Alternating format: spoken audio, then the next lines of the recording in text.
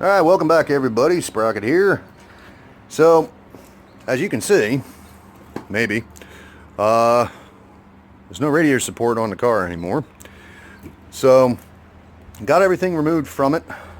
Basically, just take your time, look at every piece, figure out how it needs to come out. You can see the antifreeze that came out of the engine. Well, it's got rust speckles in there from when I pulled the radiator support, but actually doesn't look half bad, which is kind of nice. Now, this is a problem. So, I'm going to end up having to clean that up, find me some big fat washers I can put in there, and that's going to be the right diameter, which I should be able to get at a local hardware store, I would think. Trim it to fit and weld it in. It's only for the radiator support, it's not structural other than that, so shouldn't be too hard. This side, you can just so see, it looks like it's been done before. Right here you can see just a little bit of a lip, like these have been fixed before. Probably when this thing had whatever accident that happened to it while, when they did all that body work. But at any rate, that's going to be interesting. So, basic breakdown. Obviously you need to drain the radiator. Now, you want to have an oil container and antifreeze, because when you go to pull the transmission lines, see them right there, I was blessed they came off without twisting the ends off. That's usually a problem with this style of line if it's been in place way too long. But these, like I said, I was blessed they came off without breaking. But they will leak a little bit of transmission fluid. Now, before I leave this sit, I need to plug those ends so no dirt or anything gets in there, because dirt is your transmission's worst enemy. So, drain your fluids. Now, before I even did that, I got it to the point where I was ready to pull the radiator, which is right over there, which really, even though it's all nasty and crusty, it doesn't actually look like it was leaking, and if it was, it wasn't leaking bad. So I think what I'm going to do with that is see if I can find somebody local that still refurbishes these old ones, which that's probably going to be a hard thing to do all on its own. Phew, it's hot. Sweating here. But anyhow, so pull wire clips. I pulled all of my headlights, buckets, all that stuff, the horns, all the adjusters and everything, that I have new adjusters for it. Now, something I'm going to have to try and find are these. These are what mount the the headlight bezels. The chrome pieces that go around the headlights. Not the trim rings that hold the headlights onto the buckets, but the other pieces. Gonna have to try and find some of those, because one side they're all still factory, I can probably reuse them no problem, but the other side somebody had replaced them with something else and they're all broken and they're junk. Okay, so in order to gain access to be able to remove, in this case it's an AC car, so you got your condenser here. Now I'm gonna end up having to replace this anyway, because this one here was set up for R12 and it's not nearly as efficient with the R134, so I have to find one that's like a retrofit, because this one was already converted over, but all they did basically was add the fitting right, where is it? Right here. So it's just an extra fitting that screws on here. Okay, that way you can plug in the other end for the R134A. But that was pretty much all they did, and then charged it up. The problem is I had a leak, because I tried charging the system and nothing was going on, nothing was happening. Ooh, bad lighting. So this piece here, let me pull this sleeve off of here. Hang on, you're going for a ride. And you're going to get a great view of my toolbox.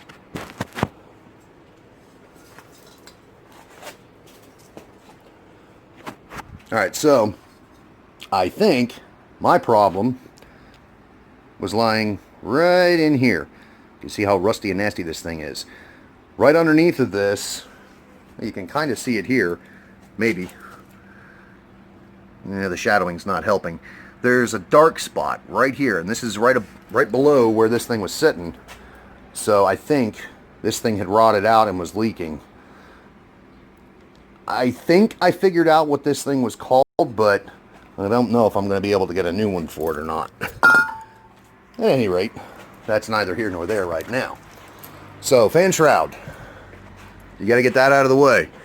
You just got one bolt here, one on the other end on those ears, and then the bottom of it just slips into a couple of little brackets. So that part's easy. You just unbolt it and then you can pull it up out of the way to get to the top piece here. That's what that bolts to. Bolts to this. So you get this out of the way. Then you got, it's hard to see it, but this is your hood release mechanism. That's held in 1, 2, 3 at the top, one there at the bottom. That's all that holds that in place. So get that out of the way. Then you can get this out of the way, which, like I said, this is your upper radiator support.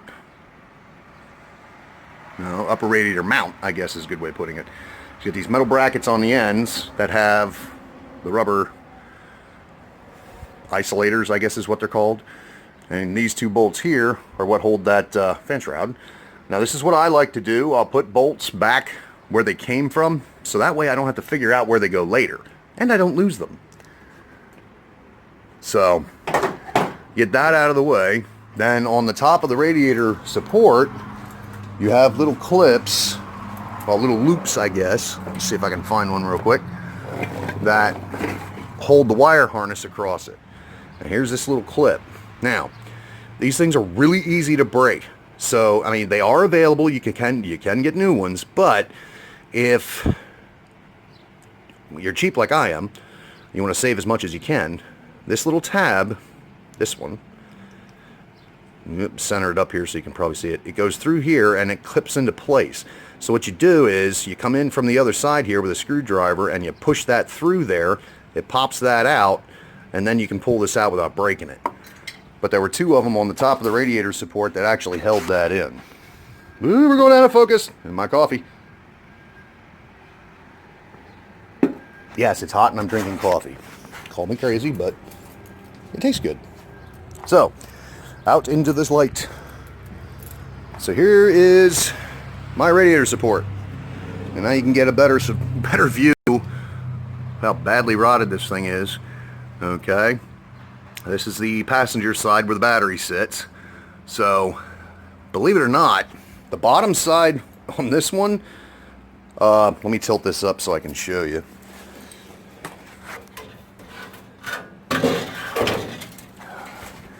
The bottom side on this one wasn't nearly as bad as the other side. So over here, as you can see, there wasn't anything holding this side down because that bracket is completely rotted out. Fortunately, those patch panels I got comes with a new one of those, so I don't have to worry about that. But now this is out, I have access to be able to cut these pieces off after I mark where the new ones are going to sit. Cut out all the cancer and the rust. Let me set this back down. Sorry about the view. Then I can fix this thing the correct way. So, now what I need to figure out, see this side here doesn't look too bad as far as, I mean you do have some pooched out, it's hard to see on the camera, but these holes are a little bit pooched out so they're shaped like this now instead of being flat. So I got to flatten those out, that one especially, because that's where one of those bezels mounts.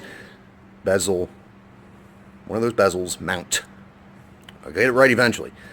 But this hole, not supposed to be that wide.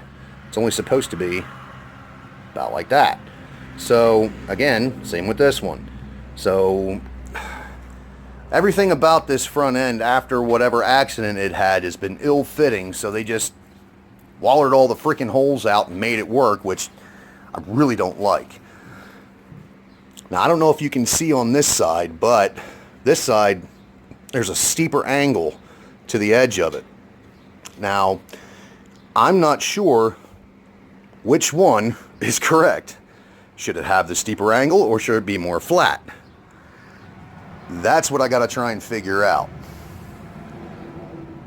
Now again, see this hole's all screwed up. Maybe you can see it. There you go.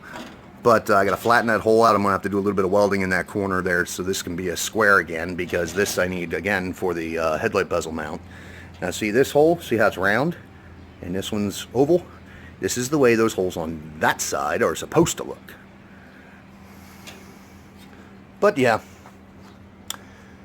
Now, these two holes here, on my patch panels, these are alignment holes. So I don't want to cut these off right away.